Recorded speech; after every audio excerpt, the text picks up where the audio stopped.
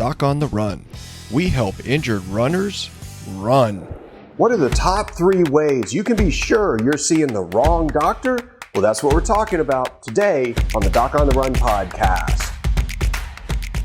Now, if you're a runner and you get injured and you're trying to get back to running, one of the most important decisions you can make is which doctor you choose to see.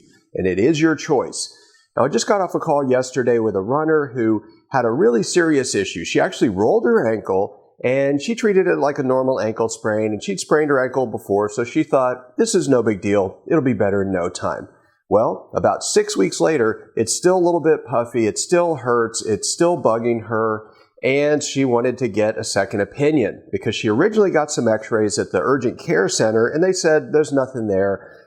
So she thought it might be fine, but it still wasn't better. And if everything was fine, it would have been better. So she did the right thing. She went and saw an orthopedic surgeon to get a second opinion. And the reason for this episode is because when I got the call yesterday about this, there were 3 things that I saw as definite red flags and definite signs this woman is seeing the wrong doctor. And I thought it might be useful for you to hear about that so you can think about this if you have the same situation. Now, the first thing is that she said that when she saw the orthopedic surgeon, he literally did not touch her foot or her ankle. So what that means is he really did no physical exam at all. He didn't even touch her foot. He didn't grab it. He didn't push on it. He didn't pull it to check the ligamentous laxity. He didn't see if there was inflammation in the subtalar joint. He didn't palpate, push, or touch anything. And that's red flag number 1. Your doctor should actually not be so lazy as to think he doesn't even have to look at your foot. And then you think, well, how did he make a diagnosis? Well, this is red flag number 2. He said, you need an MRI. So he's going to, not only is he not going to do a physical exam, he's going to rely entirely on an MRI. And we know that when you have tendon and ligament tears around the ankle, they can actually get missed up to 75% of the time on an MRI. And that's not my opinion. That's from a study that was done by Matt Rocket and published in a medical journal in 1998. This third thing he said, which is red flag number 3, he said, we're getting the MRI just to see if you need surgery. So keep in mind, if you want surgery, you should definitely see a surgeon.